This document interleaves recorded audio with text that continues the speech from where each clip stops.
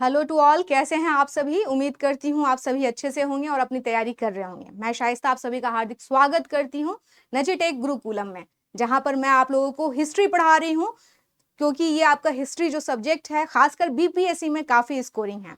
और हम लोगों ने मॉडर्न इंडिया के कई सारे टॉपिक कर लिए हैं। अभी हम लोग का चल रहा है फ्रीडम मूवमेंट। जैसा कि आप सभी को मालूम है कि फ्रीडम मूवमेंट जो है, भारतीय राष्ट्रीय आंदोलन जो है, उसको हम 3 भागों में बांटते हैं। एक तो 1885 से 1905 तक का है, फिर 1905 से लेकर के 1917 तक, फिर 1917 से 47 तक का। तो आज जिस पे हम लोग बात करने वाले हैं वह 1905 से लेकर के 1917 के बीच की जो अवधि है, इसमें राष्ट्रीय आंदोलन में क्या प्रगति होती है, इन सब चीजों को हम जानेंगे। आपको बता दें कि इससे पहले भी एक लेक्चर डिलीवर किया जा चुका है। मैंने बताया था कि इस दौरान यानी कि 1905 से लेकर के 17 को जो है आप 2 भागों में बांट के चलेंगे। एक तो हम देखते हैं स्टूडेंट, इस समय राष्ट्रवादी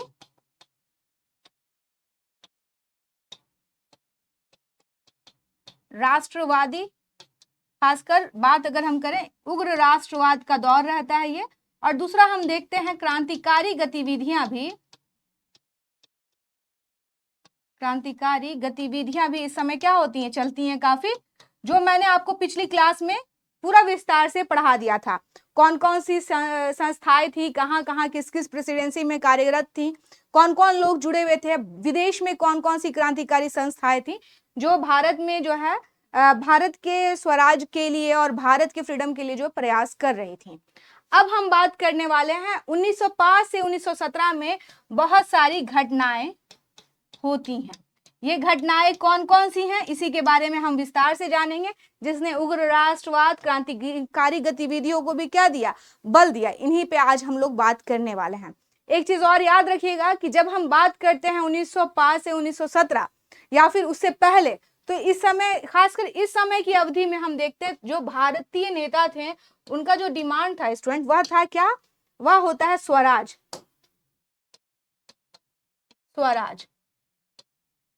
स्वराज का मतलब होता है कि भारत अगर ब्रिटेन का उपनिवेश है, तो ब्रिटेन ने उस समय में, उस जमाने में कई जगह अपनी कॉलोनी बसाई थी, उपनिवेश बसाए थे। बहुत सारे देश ब्रिटेन के अधीन थे, लेकिन वहां पर क्या था, वहां के लोगों को अधिकार दिया गया था कि वह अपना शासन चला सके, जिसके कारण वहां की केंद्रीय और प्रांतीय संस्थाओं में उनका प्रतिनिधित्व भी होता था।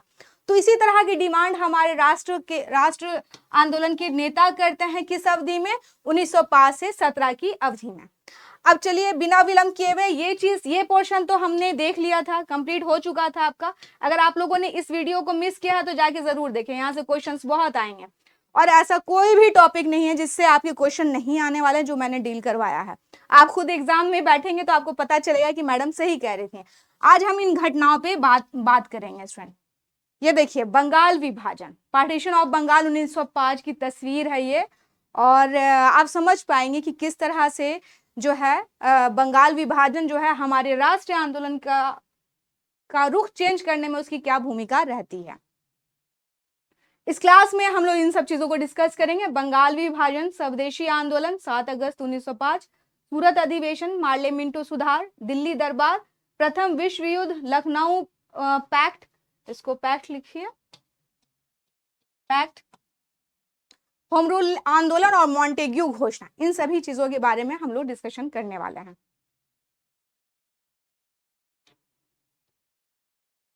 ये वही चार्ट है जिससे आपको ये याद रहना चाहिए। अब हम बात करते हैं बंगाल विभाजन के स्टूडेंट। आप देखेंगे दिल्ली कैपिटल शिफ्ट होने से पहले 1911 में दिल्ली कैपिटल को शिफ्ट करने की बात की जाती है, कहां से, बंगाल से दिल्ली, है ना। लेकिन उससे पहले तक जो है सारी गतिविधियों का, हम जितनी भी चीजें पढ़ रहे हैं उसकी गतिविधियों का केंद्र कौन है, बंगाल है। और बंगाल में जो है राष्ट्रवादी आंदोलन, बंगाल में हम देखते हैं राष्ट्रवादी आंदोलन जो था वह क्या था, काफी जोर पकड़ चुका था यहाँ पर। और खासकर उग्र राष्ट्रवादी जो थे यह काफी एक्टिव थे। मैंने आपको बताया था, अनुशीलन समिति हो गई, युगांतर एक संस्था थी भूपेंद्र नाथ दत्त की, बहुत सारे जो है यहाँ पर लीडर थे स्टूडेंट। हम देखते हैं क्या स्टूडेंट, आपको इससे पहले जो मैंने क्रांतिकारी जो राष्ट्रवादियों का चरण बताया था उसमें हम लोगों ने डिस्कस किया था। मैंने बताया था कि जो 1885 से लेकर के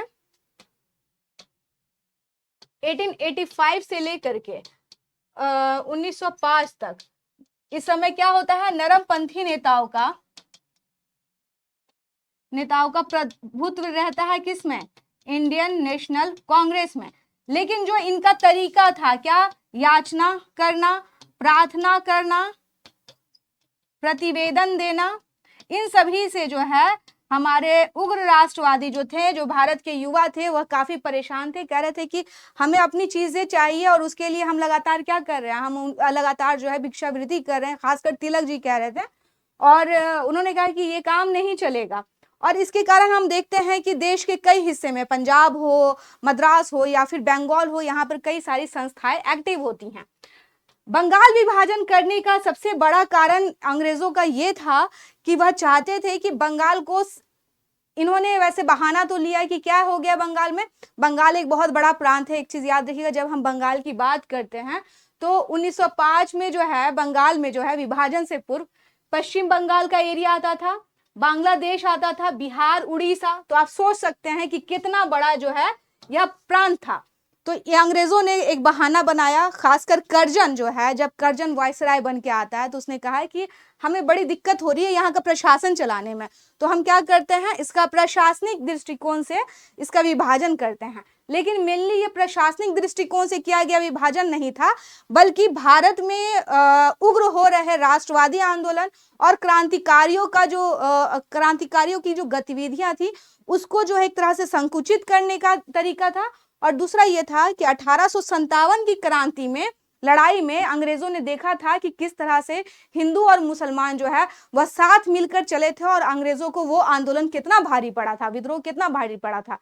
तो इसलिए इनके दिमाग में, खासकर इस बंदे के दिमाग में, लॉर्ड कर्जन के दिमाग में ये आया कि क्यों ना जो हिंदू मुस्लिम की एकता है उसको ही तोड़ा जाए।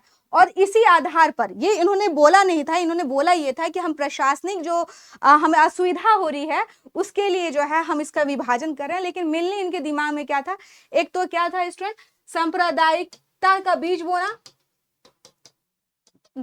बीज बोना, ताकि हिंदू और मुसलमान जो है यह आपस में लड़े और जो राष्ट्रवादी आंदोलन चल रहा है, वो राष्ट्रवादी आंदोलन चल रहा है, क्रांतिकारियों की जो गतिविधियां चल रही हैं वो क्या हो जाए, कमजोर पड़ जाए। तो इसलिए जो है हम देखते हैं 1905 में बंगाल प्रांत का सांप्रदायिक आधार पर विभाजन किया गया। मगर इन्होंने बोला था कि प्रशासनिक असुविधा हो रही है, मगर जो किया था कैसे हम बता सकते हैं, आप देखिए। जो विभाजन किया गया था स्टूडेंट, विभाजन के बाद पूर्वी बंगाल और असम को मिलाकर एक नया प्रांत बनाया गया, जिसमें राजशाही, चटगांव, ढाका शामिल थे, जहां की कुल आबादी कितना थी, 3 करोड़ 10 लाख थी, जिसमें से 1 करोड़ 80 लाख कौन थे स्टूडेंट, मुसलमान थे, और 1 करोड़ 20 लाख लगभग हिंदू थे, और यहाँ की राजधानी कौन थी, ढाका थी। तो पूर्वी बंगाल का इन्होंने इस तरह से विभाजन किया था। विभाजन के बाद जो दूसरा भाग था, अगर आप दूसरे भाग को देखें तो यह पश्चिम बंगाल, बिहार, उड़ीसा शामिल थे, जिसकी कुल जनसंख्या 5 करोड़ 40 लाख थी, जिसमें से 4 करोड़ 20 लाख हिंदू थे स्टूडेंट, और 90 लाख कौन थे, मुसलमान थे। स्पष्ट है कि इन्होंने क्या किया था, सांप्रदायिक आधार पर जो है बंगाल का विभाजन किया था। किसने, लॉर्ड कर्जन ने किया था स्टूडेंट। और हम देखते हैं कि बंगाल विभाजन का जो निर्णय है, इन्होंने निर्णय लिया 20 जुलाई को कर्जन ने, और 7 अगस्त 1905 को हम देखते हैं जब बंगाल विभाजन की इन लोगों ने बात रखी, तो कलकत्ता के टाउन हॉल में जो है एक बैठक हुई स्टूडेंट। इसमें स्वदेशी आंदोलन की घोषणा हुई और बहिष्कार आंदोलन का प्रस्ताव पारित हुआ। यानी बंगाल विभाजन के खिलाफ में क्या होता है, 2 चीजें होती हैं, एक स्वदेशी आंदोलन और दूसरा क्या था, बहिष्कार का प्रस्ताव। ये लोग पारित करते हैं, कौन, आपको अभी बताएंगे कि वहां कलकत्ता के टाउन हॉल में जो हुआ था।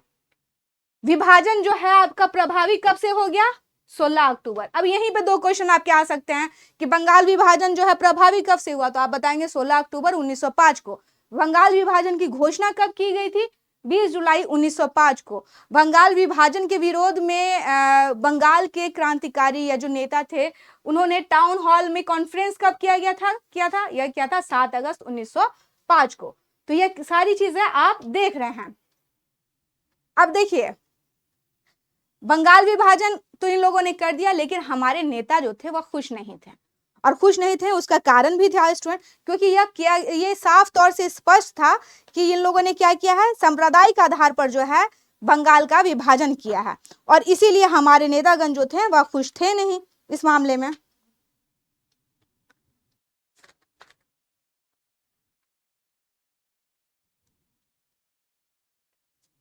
जब 16 अक्टूबर 1905 को हमने क्या कहा कि इसे जो है लागू कर दिया गया, इस दिन पूरे बंगाल में किस दिवस के रूप में इसको बनाया गया?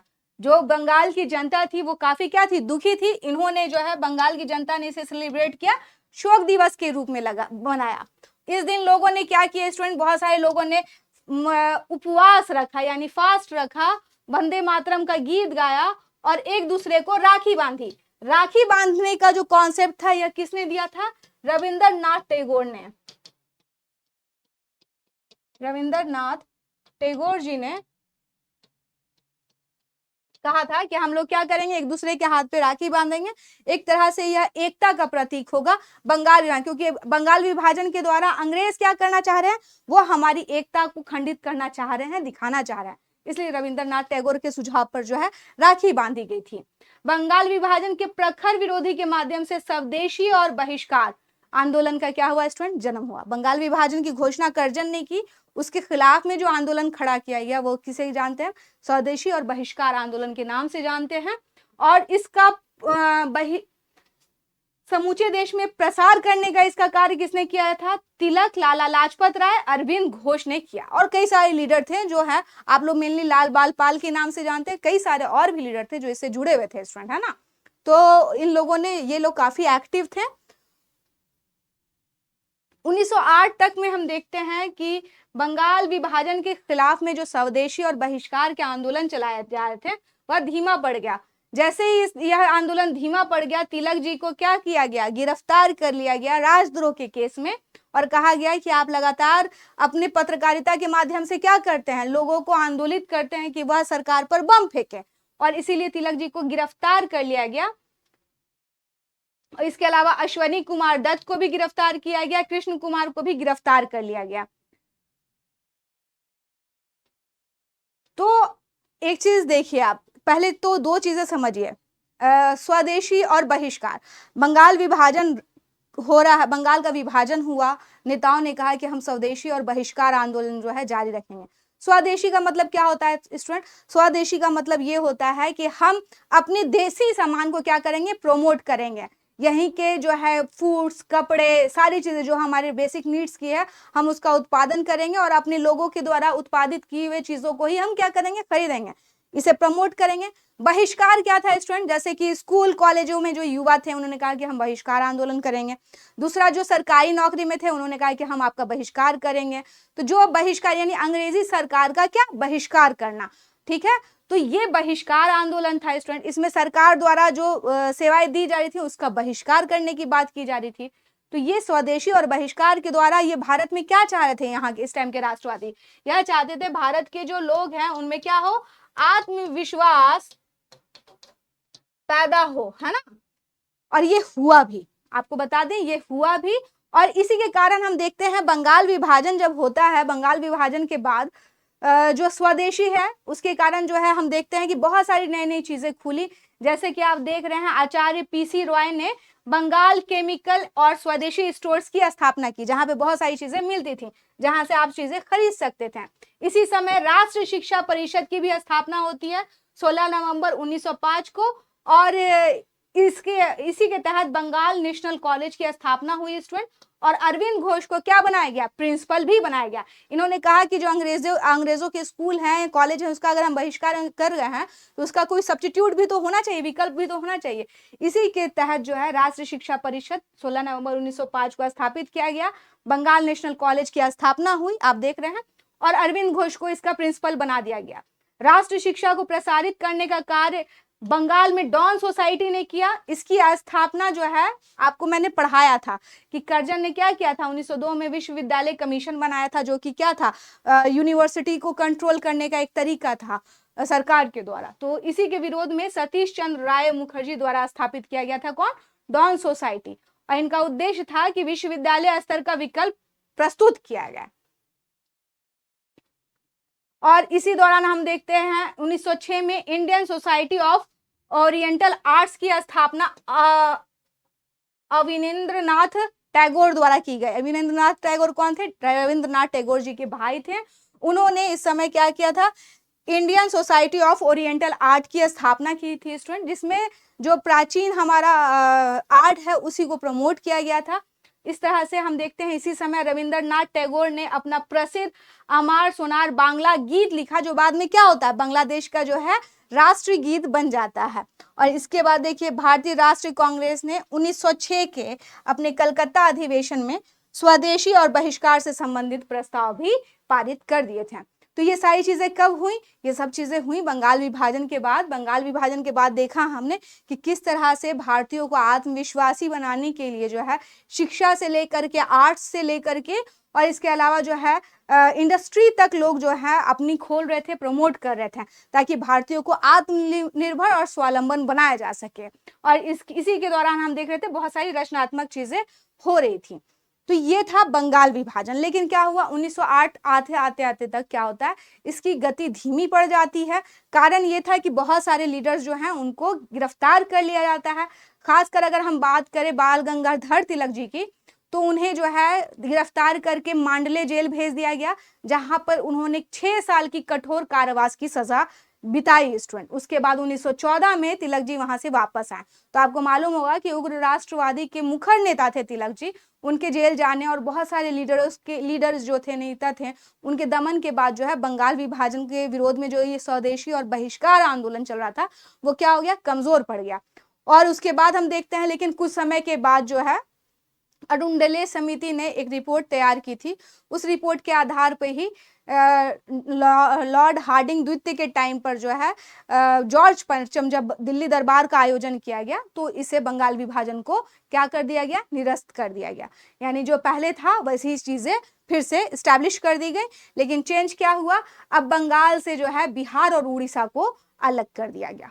ठीक है, तो मेरे ख्याल से आपको ये सारी चीजें समझ में आई होंगी। बंगाल विभाजन किसने किया, कब किया, कौन से आंदोलन चलाया गया, क्या क्या चीजें इस समय स्टैब्लिश हुई।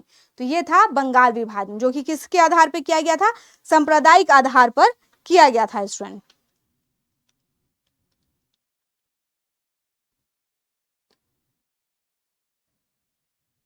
अब हम देखते हैं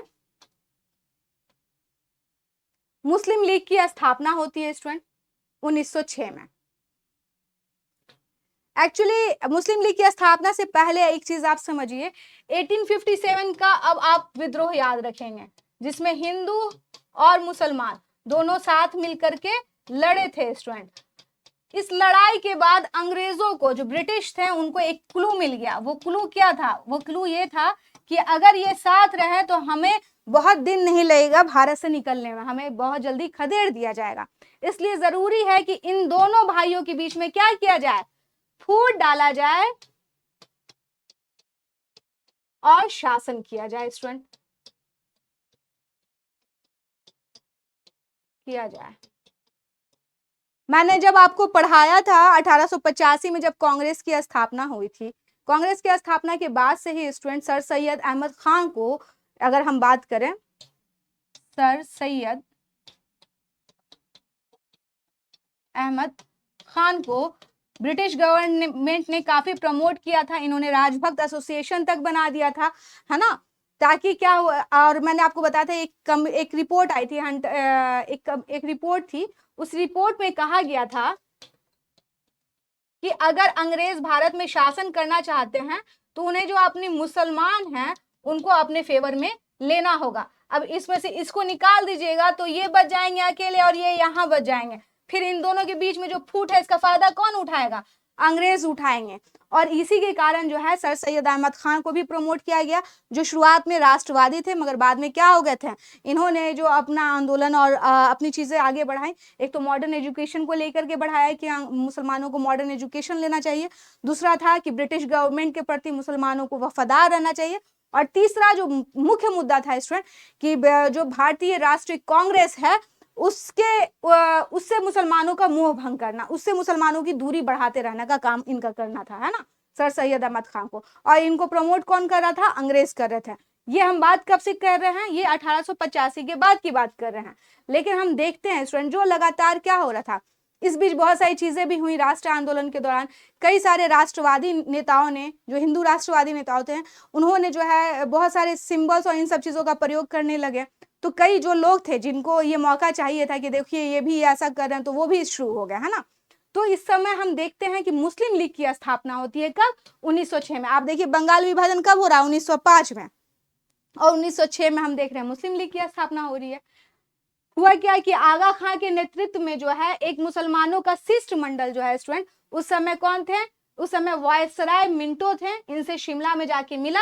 और इस मंडल ने कहा कि हमें किसमें, प्रांतीय और केंद्रीय और स्थानीय निकायों में क्या दिया जाए, मुसलमानों के लिए एक विशिष्ट स्थिति की मांग की कि हमें जो है प्रेफरेंस दिया जाए, और साथ ही कहा कि हमें हमारे अधिकारों की रक्षा की जाए। किससे कहा, उस समय जो वायसराय थे मिंटो, और इस समय भारत सचिव कौन थे, उनका नाम था मार्ले।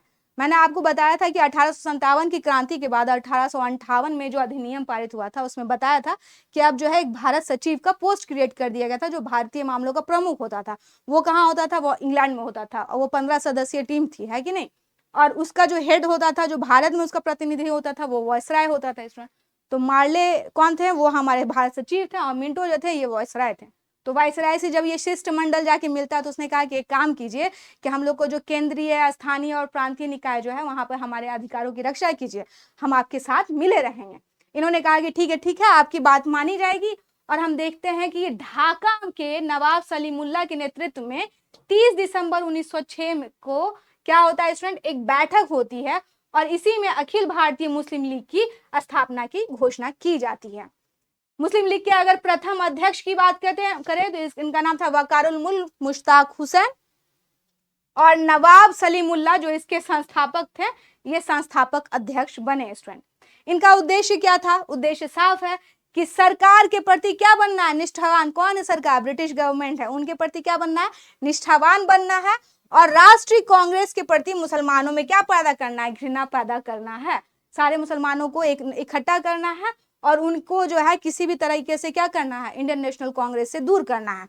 आप देखिए साफ स्पष्ट है कि कौन इनको प्रमोट कर रहा है, ये जो है अंग्रेज हैं, वो फूट डालो नीति के तहत जो है ये काम कर रहे हैं, और इसके आसान शिकार कौन हो रहे हैं, मुसलमान हो रहे हैं। लेकिन एक चीज याद रखिएगा कि सारे मुसलमान मुस्लिम लीग में नहीं थे। बहुत सारे मुसलमान जो आप देखेंगे, बदरुद्दीन तैयब जी, बहुत सारे मुसलमान जो हैं वो किस में, इंडियन नेशनल कांग्रेस में भी हैं। तो हम देखते हैं, मगर इनके अधीन जो मुस्लिम लीग जो स्थापित किया था इन्होंने, इसका उद्देश्य यही था कि हमें क्या करना है, हमें जो है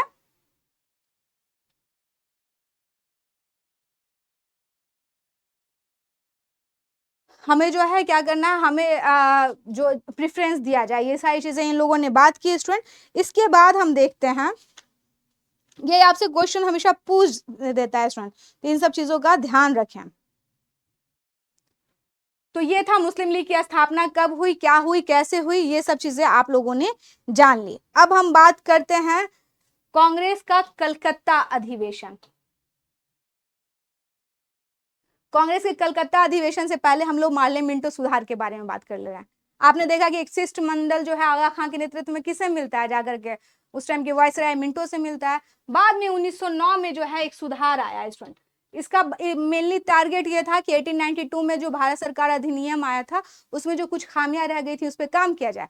और उसके बाद जो राष्ट्रवादी आंदोलन चल रहे थे, स्पेशली उग्र राष्ट्रवादी और क्रांतिकारी गतिविधियां जो भारत में चल रही थी, उस पर क्या किया जाए, नियंत्रण लगाया जाए। और तीसरा जो इनका मेन था वह था कि किसी तरह से राष्ट्रीय आंदोलन को क्या कर दिया जाए, उसे दिशाहीन कर दिया जाए। इसीलिए जो है इन्होंने मुस्लिम लीग को भी क्या किया, प्रमोट किया। और इस अधिनियम के तहत हम देखते हैं कि इस समय कौन थे भारत सचिव, मार्ले, और वायसराय कौन थे, मिंटो। इन दोनों के आधार पर जो है इस अधिनियम को हम लोग क्या कहते हैं, मार्ले मिंटो सुधार कहते हैं। अरुंडल समिति की रिपोर्ट के आधार पर जो है इसे फरवरी में पारित किया गया स्टूडेंट। और इसके द्वारा जो केंद्रीय विधान परिषद है उसमें जो है अतिरिक्त सदस्यों की संख्या बढ़ा दी गई, साथ ही विधान परिषद की संख्या में भी वृद्धि कर दी गई। और जो सबसे खतरनाक चीज हुआ वह यह था कि मुसलमानों के लिए पृथक मताधिकार और पृथक निर्वाचन क्षेत्र की व्यवस्था कर फूट डालो और राज करो की नीति का सूत्रपात कर दिया गया स्पष्ट रूप से। आप देखिए इससे पहले उन्होंने क्या की, मीटिंग की मुसलमानों के साथ, मुस्लिम लीग के नेताओं के साथ, उसके बाद मार्ले मिंटो सुधार के तहत ये काम कर दिया। पृथक निर्वाचन मंडल के बारे में लॉर्ड मिंटो, जो कि कौन थे, वायसराय थे, उन्होंने मार्ले को लिखा था कि हम नाक के दांत बो रहे हैं और इसका फल भी क्या होगा, भीषण होगा। उन्हें मालूम था कि वह सांप्रदायिकता के आधार पर जो है सांप्रदायिकता की बीज बो रहे हैं भारत में, और इसका परिणाम बहुत गंदा निकलने वाला है। और आप देखिए कि जब 1947 में भारत आजाद हुआ तो भारत के क्या हुए, दो हिस्से हुए जो नहीं होने चाहिए थे, दो हिस्से हुए। और दूसरा उस जो हमारा स्वतंत्रता आंदोलन है उसमें कई जगह पर क्या हुआ, खूना खराबा हुआ, सांप्रदायिक दंगे हुए, जिसके बीज कहाँ बोए जा रहे हैं, मार्ले मिंटो सुधार में बोए जा रहे हैं। ये कब आया, 1909 में आया।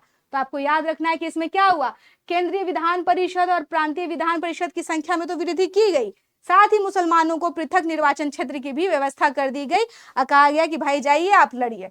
तो ये तो गलत चीज हो गई जिसके बारे में होना नहीं चाहिए था। अब हम बात करते हैं दिल्ली दरबार का। दिल्ली दरबार जो है 1911 में हम देखते हैं, एक्चुअली ब्रिटिश सम्राट जॉर्ज पंचम और उनकी महारानी मिसेस मैरी जो है वो भारत आने वाली थे। इसके लिए जो है दिल्ली में एक दरबार का आयोजन किया गया। स्टूडेंट 12 दिसंबर 1911 को सम्राट ने बंगाल विभाजन को रद्द कर दिया और साथ ही कलकत्ता की जगह, ये आपसे पूछता है, दिल्ली को भारत की नई राजधानी बना दी। 1 अप्रैल 1912 को दिल्ली कलकत्ता की जगह भारत की नई, ये डेट्स याद रखेंगे स्टूडेंट, बहुत इंपॉर्टेंट होता है। कोई नहीं जानता, आपसे कब कुछ पूछ जाइए, आपसे पूछ दे कि दिल्ली जो है कलकत्ता की जगह पर राजधानी कब बनी, तो आप क्या बताएंगे, 1 अप्रैल 1912।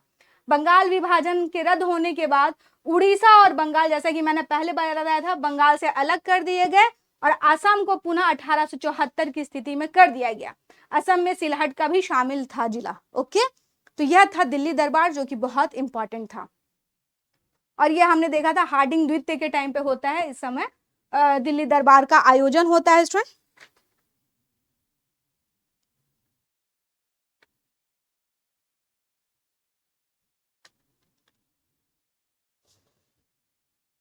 हार्डिंग द्वितीय के टाइम पे मैं लिख दे रही हूँ, हार्डिंग द्वितीय के समय पे क्या होता है, दिल्ली दरबार का आयोजन होता है। जॉर्ज पंचम, महारानी मैरी आने वाले थे, इसके लिए हार्डिंग द्वितीय ने क्या किया, दिल्ली दरबार का आयोजन किया। 12 दिसंबर 1911 को इन्होंने बंगाल विभाजन को रद्द कर दिया और साथ ही कलकत्ता की जगह दिल्ली को भारत की नई राजधानी 1 अप्रैल 1912 को बना दिया। और इसी के साथ ही बंगाल का जो रीजन, बहुत समय से आप पढ़ रहे हैं कि बंगाल में बिहार, उड़ीसा, ये सब शामिल था, अब बिहार और उड़ीसा को बंगाल से अलग कर दिया गया। ये था दिल्ली दरबार। हार्डिंग बम कांड, ये भी एक इंटरेस्टिंग फैक्ट है, देखिए क्या होता है। मैंने आपको कहा कि इस समय क्या चल रहा था, लगातार जो है उग्र राष्ट्रवादी और क्रांतिकारी द्वारा गतिविधियां बहुत तेज हो चुकी थी, बढ़ चुकी थी। जिस समय 23 दिसंबर 1912 को कलकत्ता से दिल्ली के लिए राजधानी का हस्तांतरण हो रहा था, उसी दिन हार्डिंग पर जब हार्डिंग जी क्या करते, पूरे दस्ते बस्ते और जुलूस के साथ कहाँ, दिल्ली में प्रवेश कर रहे थे एक समारोह में, उसी समय उन पर बम फेंका गया स्टूडेंट, जिसमें हार्डिंग घायल हो गए। और इस केस में दीनानाथ, इसको हम क्या कहते हैं, दिल्ली षड्यंत्र केस कहते हैं। मैंने पढ़ाया था इससे, कौन, रास बिहारी बोस, पिछली क्लास में ही हम लोगों ने बात किया था। बिहारी बोस जो थे वह कौन थे, इससे संबंधित थे स्टूडेंट, याद रखेंगे, इन्हीं के दिमाग की उपज थी। और इसमें दीनानाथ जो थे वह सरकारी गवाह बन गए थे, जिसके कारण जो अन्य थे, जो इनके रसोईया वगैरह थे, उन लोगों को क्या हो गया, फांसी की सजा मिल गई और ये कहाँ भाग गए, या जापान भाग गए। तो हार्डिंग बम केस जो है, जिसके को हम क्या कहते हैं, दिल्ली षड्यंत्र केस भी कहते हैं, ये याद रखेंगे आप। अब आप सोचेंगे मैडम प्रथम विश्व युद्ध 1914 और भारत क्यों पढ़ा रहे हैं। देखिए चीजें जब आपके पूरे विश्व के स्तर पे कोई बड़ी घटना हो रही है तो इसका मतलब ये नहीं होता है कि आप अछूते रहेंगे, आप भी प्रभावित होंगे। भारत भी तो इसी दुनिया का हिस्सा है, तो जाहिर सी बात है कि भारत भी प्रभावित होगा। और खासकर भारत तब ज्यादा प्रभावित होगा जब हम देखते हैं कि भारत जिसका उपनिवेश है वो कंट्री ही क्या है, वो कंट्री ही डायरेक्ट वर्ल्ड वॉर में जो है इन्वॉल्व है, यानी उसमें संलिप्त है। 4 अगस्त 1914 को शुरू हुआ प्रथम विश्व युद्ध। एक तरफ कौन कौन था, जर्मनी, ऑस्ट्रेलिया और इटली थे स्टूडेंट, दूसरी ओर फ्रांस, रूस और इंग्लैंड। तो इंग्लैंड का ही तो भारत उपनिवेश था ना, ये लोग थे। हम देखते हैं कि भारत की बहुत सारी इस समय राजनीतिक पार्टियां थी, उन लोगों ने क्या किया था, इस फर्स्ट वर्ल्ड वार का समर्थन किया था, ये सोच करके कि अगर ये जो फर्स्ट वर्ल्ड वार हो रहा है तो इसमें अगर हम सरकार को सपोर्ट करते हैं तो सरकार हमें क्या कर देगी, स्वशासन का अधिकार देगी, भारतीयों को अधिक अधिकार देगी केंद्रीय और प्रांतीय विधानसभाओं में, और हमारे ऊपर जिस तरह से ये लोग सख्ती करते हैं वैसा ना करेंगे। तो इसलिए भारत के कई नेताओं ने, एग्जाम्पल ले लीजिए मोहनदास करमचंद गांधी जी, उन्होंने भी जो है कई युवकों से मिलकर उन्हें सेना भेजा, कई गांवों का दौरा किया। इस समय तिलक जी भी बहुत एक्टिव थे, उन्होंने भी जो है गांव गांव दौरा कर लोगों को कन्विंस किया कि हम लोग को क्या करना चाहिए, इस समय ब्रिटिश गवर्नमेंट का साथ देना चाहिए, और इसके लिए धन बल सबसे जो है भारतीय नेताओं ने सहायता की। तो कांग्रेस, मुस्लिम लीग, मॉडरेट नेशनल पार्टी, राजे राजवाड़े, इन सभी ने क्या किया था, प्रथम विश्व युद्ध का समर्थन किया था। किस सेंस में, ब्रिटेन जो शामिल था, क्योंकि ब्रिटेन का भारत क्या था, उसका उपनिवेश था ना। इस समय भारतीय उदारवादी नेताओं को लगता था कि अगर हम इनकी सहायता करेंगे तो सरकार क्या देगी उन्हें, सरकार जो है स्वशासन की उनकी मांग को पूरा करेगी। मैंने आपको शुरू से बताया कि अभी जो हम लोग की डिमांड है वह क्या है, स्वशासन की है ना, तो स्वशासन की मांग को पूरा करने देगी। गांधी और तिलक इन दोनों ने जो क्या किया, युद्ध में सरकार की सहयोग किया था प्रथम विश्व युद्ध में ब्रिटिश द्वारा। मगर हम देखते हैं क्या होता है, टर्की के विरुद्ध जो है युद्ध की घोषणा से जो भारतीय मुसलमान थे वह बहुत आहत हुए। बाद में जो है हम देखते हैं कि इन्होंने कहा कि हम खिलाफत वगैरह जो है, खलीफा होता था, होते थे मुसलमानों के जो टर्की में होते थे, तो इन्होंने टर्की पर अधिकार करने की जब बात की तो भारत के जो मुसलमान थे, मुस्लिम लीग जो था या फिर भारत के अन्य मुसलमान लीडर थे, वह सब बड़े नाराज हो गए किससे, ब्रिटेन से। तो उन्होंने कहा कि भाई आपने तो दगाबाजी कर दी, आप हमारे खलीफा के ही घर में क्या कर दिए, धावा बोल दिए, तो ये तो गलत है। तो इसके बाद हम देखते हैं कि जो भारत के मुसलमान हैं वह कांग्रेस के नजदीक जाने का प्रयास करेंगे। गांधी जी भी सोचते हैं कि अच्छा मौका है, ये पास में आ रहे हैं तो हम क्या करें, हम इसका जो है एक भाईचारे के साथ अपने आंदोलन को आगे बढ़ाएं। तो इससे हम क्या देखते हैं, इससे मुस्लिम लीग का क्या हो गया, इनका सरकार से के प्रति मोह भंग हो गया, और अब जो है वो कांग्रेसी नेताओं के अधिक नजदीक आने का प्रयास करने लगे। ये था 1914 का मामला। अब हम देखते हैं स्टूडेंट, कामागाटा मारू प्रकरण, ये क्या है।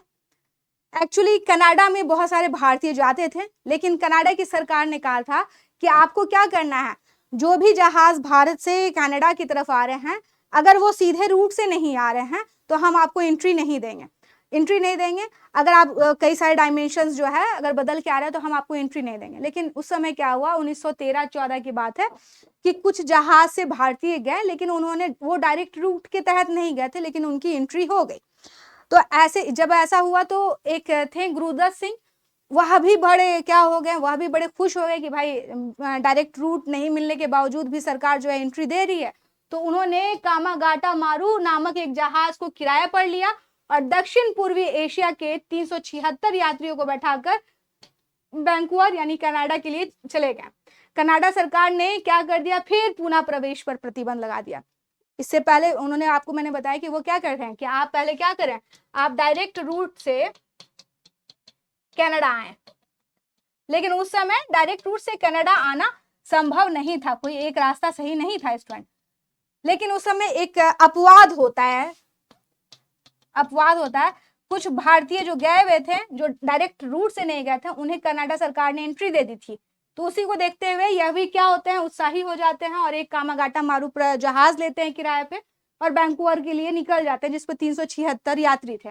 जैसे वहां पहुंचते हैं तो वहां पर फिर से कनाडा की सरकार क्या कर देती है, कहती है कि आप देखिए आप क्या नहीं आए, आप डायरेक्ट रूट से नहीं आए, आप कई सारे डायमेंशन होते हुए आए, कई सारे पोर्ट्स होते हुए आए, तो हम आपको एंट्री नहीं देंगे।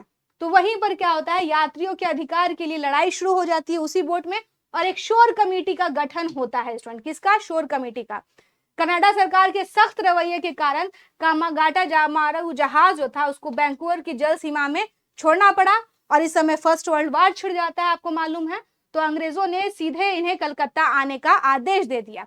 जब ये कलकत्ता के बजबज पर पहुंचे तो एक तो इतनी लंबी लड़ाई लड़ी थी और सरकार ने उन्हें अंदर आने भी नहीं दिया था, तो इन्हें बड़ा तकलीफ हुआ था। जब ये बजबज पे पहुंचे कलकत्ता के, तब इन्होंने क्या किया स्टूडेंट, इनकी पुलिस से मुठभेड़ हो गई, जिसमें 18 यात्रियों की हत्या हो गई स्टूडेंट, मारे गए वो, और 202 यात्री जो थे यह जेल में डाल दिए गए थे।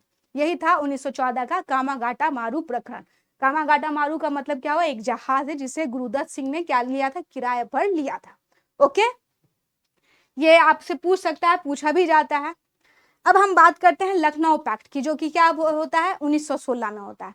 देखिए हम लोग धीरे धीरे क्या है अपने मंजिल की तरफ पहुंच रहे हैं। तो कोशिश कीजिए कि क्लास को क्या करें आप लोग, लाइक कीजिए, शेयर कीजिए और अपनों के बीच में सब्सक्राइब कीजिए, है ना, मतलब उनको कहिए कि सब्सक्राइब करे भाई। अब हम देखते हैं स्टूडेंट क्या है लखनऊ पैक्ट। लखनऊ पैक्ट बहुत महत्वपूर्ण है स्टूडेंट, दो चीजों की वजह से, दो महत्वपूर्ण घटना थी। एक तो बंगाल विभाजन के बाद हम देखते हैं कि 1905 में बंगाल विभाजन होता है और 1907 में सूरत का अधिवेशन होता है कांग्रेस का, इंडियन नेशनल कांग्रेस का। एक मिनट रुकिए, अगर होगी जगह तो मैं लिख दूं।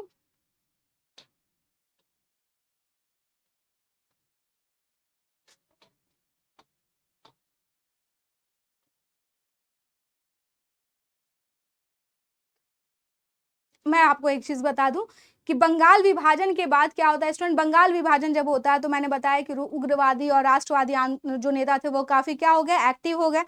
और इसके बाद इंडियन नेशनल कांग्रेस में जो एक नरम पंथियों का क्या था, प्रभुत्व चला आ रहा था, उससे चुनौती मिलना शुरू हो गई। हम देखते हैं 1906 का जो कलकत्ता का अधिवेशन था, उसमें क्या होता है स्टूडेंट, दादा भाई नौरोजी को नरमपंथी फिर से क्या बना देते हैं, अपना अध्यक्ष बना देते हैं। दादा भाई नौरोजी बहुत वृद्ध थे और उनके बहुत रिस्पेक्ट थी, इसलिए जो है उग्र राष्ट्रवादी ज्यादा विरोध नहीं कर पाते हैं। लेकिन 1907 का जो क्या होता है सूरत कॉन्फ्रेंस होता है, उसमें नरमपंथी और गर्मपंथी दोनों क्या हो जाते हैं, भिड़ जाते हैं अध्यक्ष पद को लेकर के। और इस समय जो है राज बिहारी घोष को जो है अध्यक्ष बना दिया जाता है, जबकि गर्मपंथी चाहते थे कि तिलक जी या फिर लाला लाजपत राय जी को क्या बनाया जाए, इस समय अध्यक्ष बनाया जाए। नहीं होता है तो कांग्रेस में क्या हो जाता है, फूट पड़ जाती है। 1907 में कांग्रेस में जो उग्र राष्ट्रवादी थे वो अलग चले जाते हैं। बाद में सरकार, मैंने बताया 1908 में तिलक जी को गिरफ्तार कर लिया गया और कई सारे उग्र राष्ट्रवादी जो थे उनको गिरफ्तार कर लिया गया था। और जो कांग्रेस का फिर अधिवेशन होता है उसमें जो है उग्र राष्ट्रवादियों के लिए जो है 8 साल के लिए प्रतिबंध लगा दिया गया कि अब आप नहीं आएंगे कांग्रेस में। तो अब लखनऊ पैक्ट इसलिए महत्वपूर्ण हो जाता है क्योंकि इसमें दो महत्वपूर्ण घटनाएं होती हैं। 1907 से जो गर्मपंथी थे, गर्मपंथी लीडर थे, जिन्हें क्या था, प्रतिबंध लगा दिया गया था, उन्हें क्या कर दिया गया, हटा दिया गया स्टूडेंट। यानी कि पिछले 9 साल से जो उन पे प्रतिबंध लगाया था, निष्कासित किया गया था, उन्हें फिर से कांग्रेस में पुनः क्या मिल गया, प्रवेश मिल गया। आपको मैंने बताया था कि 1914 में तिलक जी वापस मांडले जेल से आ चुके थे। दूसरा था स्टूडेंट, मुस्लिम लीग और कांग्रेस के बीच में एक ऐतिहासिक समझौता हुआ और इस समझौते के आधार पर जो 1909 का जो पृथक निर्वाचन क्षेत्र का मामला था, जो अंग्रेजों ने मुसलमानों को दिया था कि ठीक है, उसे कांग्रेस ने इसमें मान लिया। और मुस्लिम लीग ने और कांग्रेस ने कहा कि हम क्या डिमांड करेंगे, हम स्वराज का डिमांड करेंगे। दोनों एग्री हो गए कि हम किसके लिए लड़ेंगे, स्वराज के लिए लड़ेंगे। अंबिका चरण मजूमदार ने इसकी अध्यक्षता की थी स्टूडेंट। और हम देखते हैं इससे पहले 1915 से 16 से पहले ही 1915 में जिन्ना के व्यक्तिगत प्रयास से ही मुंबई में स्टूडेंट कांग्रेस और लीग का अधिवेशन साथ साथ हुआ था। ये बड़ी बात थी। कांग्रेस, मैंने आपको बताया था कि जैसे ही टर्की पर जो है मामला इनका विश्व पटल पर जो इंग्लैंड जो है उसके खिलाफ गया, वैसे ही मुसलमान जो थे भारत के वह भी ब्रिटेन के खिलाफ चले गए और वो कांग्रेस के नजदीक आ रहे थे। और यही कारण है कि लीग जो है लगातार क्या है, कांग्रेस के संपर्क में आने लग गई। और 15 में तो इन दोनों का क्या हुआ था, अधिवेशन ही एक साथ हुआ था मुंबई में और जिन्ना के प्रयास से।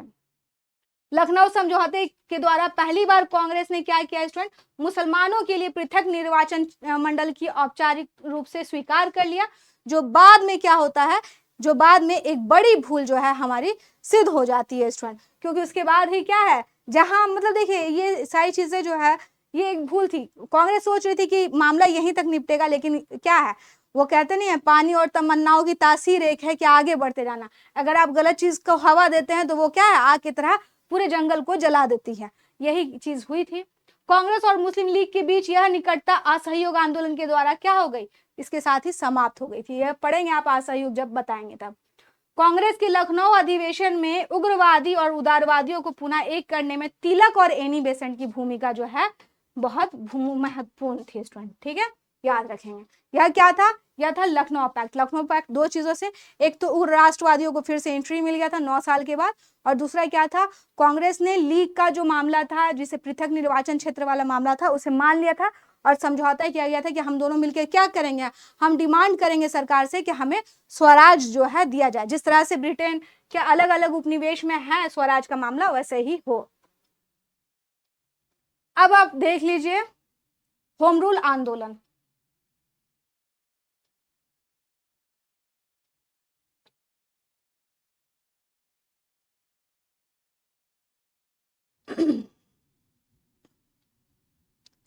होम रूल का मतलब क्या होता है? होम रूल मतलब स्वशासन, यानी हमें जो है होम यानी अपना घर, रूल मतलब खुद, है ना। तो एनी बेसेंट जो है एक भारतीय एक आयरिश महिला थी, लेकिन ये थियोसॉफिकल सोसाइटी से जुड़ी हुई थी। भारत को लेकर के इनके मन में बड़ा सम्मान था।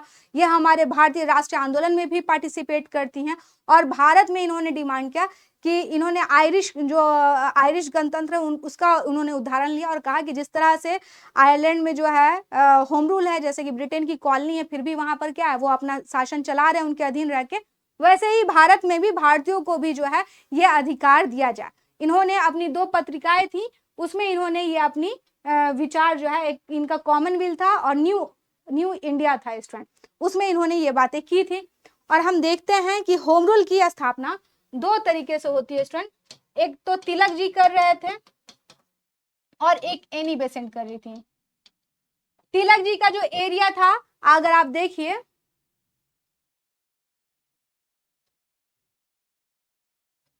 होम रूल लीग आंदोलन की स्थापना एनी बेसेंट ने की थी, और इसके बाद हम देखते हैं कि इन्होंने जॉर्ज अरुंडेले को क्या बनाया था, इसका अध्यक्ष बनाया था स्टूडेंट। अड्यार में इसका लीग का जो एनी बेसेंट का था उसका कार्यालय खुला।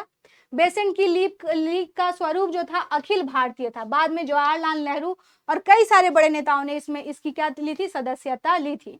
तिलक और बेसेंट की लीग का कार्य क्षेत्र बटा हुआ था। एक तरफ देखिए तिलक का कार्य क्षेत्र कहाँ था, कर्नाटका, महाराष्ट्र, मुंबई को छोड़ करके बरार वाला जो मध्य प्रांत वाला जो एरिया, इन सभी को देश मतलब उसको कौन कर रहे थे, वह तिलक देख रहे थे, और बाकी जितना भी देश का मामला है उसे बेसेंट जी देख रही थी।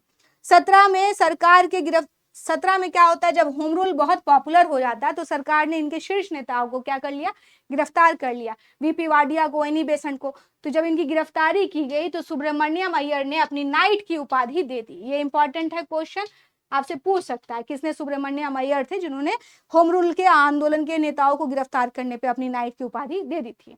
तिलक जी ने अपना सर्वाधिक सबसे प्रसिद्ध उनका क्या नारा है, स्वराज हमारा जनसिद्ध अधिकार है और इसे हम लेकर रहेंगे। इसी समय तिलक जी ने दिया था स्टूडेंट। गोपाल कृष्ण गोखले जो थे, उनके सर्वेंट ऑफ इंडियन सोसाइटी के सदस्यों को लीग में आना मना था, उस पर बैन लगा हुआ था। हम देखते हैं मॉन्टेग्यू चेम्सफोर्ड सुधार के बाद जो है, आप देखेंगे मॉन्टेग्यू चेम्सफोर्ड सुधार के बाद क्या होता है, हम देखते हैं कि स्वशासन की मांग को मान लिया जाता है अंग्रेज गवर्नमेंट के द्वारा। तो फिर एनी बेसेंट खुश हो जाती हैं, वो छोड़ देती हैं, और तिलक जी पर जो है वैलेंटाइन शिरोल ने वो कहा था कि ये भारतीय अशांति के जनक है, तो उनपे उन्होंने, तिलक जी ने मानहानि का केस किया था। फिर ये ब्रिटेन गए वहां पर, फिर वहां से लौटे तो इनकी मृत्यु हो गई। तो इस तरह से हम देखते हैं कि होम रूल आंदोलन जो है खत्म हो जाता है। तो हाँ, होम रूल आंदोलन 2 लोगों ने चलाया स्टूडेंट, अगर आप देखें, एक एनी बेसेंट इसकी मेन थी और उनका मुख्यालय अड्यार में था। जॉर्ज अरुंडेले जो थे उनके अध्यक्ष थे, और ये पूरे भारत को देखती थी। एक्सेप्शन कौन था, आपका महाराष्ट्र था, कर्नाटक था, बरार था, मुंबई को छोड़ करके, क्योंकि वहां पर तिलक जी देख रहे थे। और इन लोगों ने स्वशासन की डिमांड की थी, और इसी समय गोपाल कृष्ण गोखले ने नारा भी दिया था। लेकिन मॉन्टेग्यू चेम्सफोर्ड सुधार आने के बाद हम क्या देखते हैं, एनी बेसेंट जो है उससे अग्री हो जाती है, खुश हो जाती हैं, तो उनका मामला खत्म हो जाता है। और तिलक जी जो है वह नाराज होकर के, क्योंकि वैलेंटाइन शिरोल ने उन्हें भारतीय शांति का जनक कहा था, इसीलिए वह जो है मानहानि का केस करने के लिए कहाँ चले जाते हैं, ब्रिटेन चले जाते हैं। अब देख लीजिए मॉन्टेग्यू चेम्सफोर्ड सुधार क्या था 1917 का। इसकी घोषणा का जो इसका निष्कर्ष था स्टूडेंट, वह था भारत में उत्तरदायी सरकार की स्थापना करना, जिससे जनता शासन जो है जनता के निर्वाचित सदस्यों के प्रति उत्तरदायी हो। यानी कि ऐसा गवर्नमेंट हम लाए जहां पर जो प्रतिनिधि आ रहे हैं वह जो है लोगों के प्रति क्या हो, उत्तरदायी हो, और गवर्नमेंट जो है शासन जो है जनता के निर्वाचित सदस्यों के प्रति उत्तरदायी हो। लेकिन जो ये मॉन्टेग्यू चेम्सफोर्ड सुधार आया तो अमृतसर का अधिवेशन हुआ उसके बाद कल कांग्रेस का, और इन्होंने कहा कि बहुत असंतोषजनक है, निराशाजनक है। इन सब ये जो सुधार हुआ था मॉन्टेग्यू, इसको लेकर के भी कांग्रेस में 2 धाराएं चली स्टूडेंट। और इसके बाद हम देखते हैं कांग्रेस का क्या होता है। इंडियन नेशनल कांग्रेस का द्वितीय विभाजन हो जाता है स्टूडेंट। क्यों? क्योंकि स्वराज का डिमांड करते, स्वराज तो इन्हें दे दिया गया, स्वशासन का अधिकार तो दे दिया गया, लेकिन जिस तरह से भारतीयों ने डिमांड की थी उस तरह से नहीं दिया गया था। तो जो उदारवादी थे, जिनको लगा कि स्वराज हमें मिल गया है, अब हमारी डिमांड खत्म हुई, जिसमें सुरेंद्र नाथ बनर्जी भी एक थे स्टूडेंट, उन्होंने क्या किया, उन्होंने जो कहा कि अच्छा ठीक है, ये तो बहुत बढ़िया चीज हो गई, अब हम क्या करेंगे, अब हम खुश हो गए हैं। तो 1918 में देखिए सुरेंद्र नाथ बनर्जी के नेतृत्व में उदारवादी जो खुश हो गए थे, उन्होंने स्वागत किया और इन्होंने अखिल भारतीय उदारवादी संघ की स्थापना कर दी। तो फिर से क्या हो गया, विभाजन हो गया। अधिनियम की जो विशेषता थी उसके बारे में आप जान लीजिए। पहली बार प्रांत और प्रांतों में क्या होता है, जो प्रांत है उसमें द्वैध शासन की स्थापना होती है स्टूडेंट। प्रांतीय विषय पहली बार किस में बांटे गए, हस्ताक्षरित, आरक्षित और हस्तांतरित में बांटे गए। प्रांतीय विधान मंडलों को क्या दिया गया, बजट पर जो है उस पर उसे पास करने से संबंधित अधिकार दिया गया। और इस अधिनियम के द्वारा ही भारत में पहली बार लोक सेवा आयोग की व्यवस्था का प्रावधान किया गया स्टूडेंट। 1919 के अधिनियम के बारे में कहा गया कि इस अधिनियम की समीक्षा के लिए हम 10 साल के बाद क्या करेंगे, एक आयोग की भेजेंगे, जिसको आप बाद में जानेंगे साइमन आयोग के बारे में आप पढ़ेंगे जब हम 3rd फेज पढ़ रहे होंगे। साइमन कमीशन इसी के लिए आता है स्टूडेंट। और 1919 के अधिनियम के द्वारा 1919 के एक्ट में की गई जो व्यवस्था थी, जिसमें मुसलमानों को पृथक निर्वाचन क्षेत्र की व्यवस्था दी गई थी, इसका विस्तार कर दिया गया। आप देखिए क्या विस्तार किया गया, इसमें अब सिखों को और गैर ब्राह्मणों को भी क्या कर दिया गया स्टूडेंट, शामिल कर दिया गया। तो ये चीज हम देखते हैं क्या होता है, मॉन्टेग्यू चेम्सफोर्ड सुधार, जिससे क्या होता है, पुनः कांग्रेस में द्वितीय विभाजन होता है। सुरेंद्र नाथ बनर्जी, एनी बेसेंट जैसे लोग जो थे वो अलग हो जाते हैं, है ना, राष्ट्रीय आंदोलन से। तो मुझे उम्मीद है कि ये सारी चीजें आप लोगों को समझ में आई होंगी। और इसके साथ ही हमारा जो 2nd फेज का मामला था, जो हम पढ़ रहे थे राष्ट्रीय आंदोलन के बारे में, वो हमारा कंप्लीट हुआ स्टूडेंट। उम्मीद करती हूँ आपको क्लासेस अच्छी लग रही होंगी। क्लासेस अच्छी लग रही हैं तो इसे लाइक भी कीजिए, और क्या करेंगे आप अपने दोस्तों के बीच में शेयर भी करेंगे। देखिए आपने क्या क्या पढ़ लिया, बंगाल विभाजन, स्वदेशी, सूरत अधिवेशन, बता दिया मैंने सूरत अधिवेशन के बारे में आपको, मार्लियामेंटो, दिल्ली दरबार, प्रथम विश्व युद्ध, Lucknow pact, home rule, Montagu, ये सारी चीजें आप लोगों ने कवर कर ली। आपका जो द्वितीय चरण का मामला था राष्ट्रीय आंदोलन का, वो खत्म हुआ। अब जो आपकी नेक्स्ट क्लासेस आएंगी वह होगा तृतीय चरण पे हम बात करेंगे स्टूडेंट। उम्मीद करती हूँ आपको क्लास अच्छी लगी हुई, तो लाइक कीजिए भाई, लाइक करने में किसी तरह का कोई पैसा नहीं लग रहा है, क्लासेस फ्री हैं तो कम से कम लाइक कीजिए।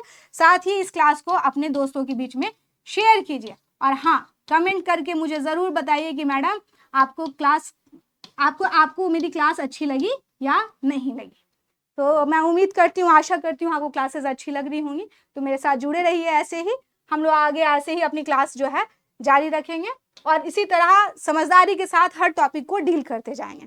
तो कोशिश कीजिए, जुड़िए मेरे साथ। मैं शाइस्ता, और मुझे इजाज़त दीजिए। अपना ख्याल रखिए और खूब मन से पढ़िए, ज़्यादा टेंशन मत लीजिए, टेंशन लेने से कुछ नहीं होगा। पढ़ाई कीजिए पॉजिटिव रह करके, और मेरी कोशिश रहेगी कि हम लोग जब पूरा राष्ट्रीय आंदोलन का चरण पढ़ लें तो 4-5 टेस्ट लगा जाइए आप, मैं करवाऊंगी अगर आप लाइव आएंगे तो आप मुझे बताइए कि आप आ सकते हैं या नहीं आ सकते हैं। ओके, तो अपना ख्याल रखिए स्टूडेंट। धन्यवाद, टेक केयर।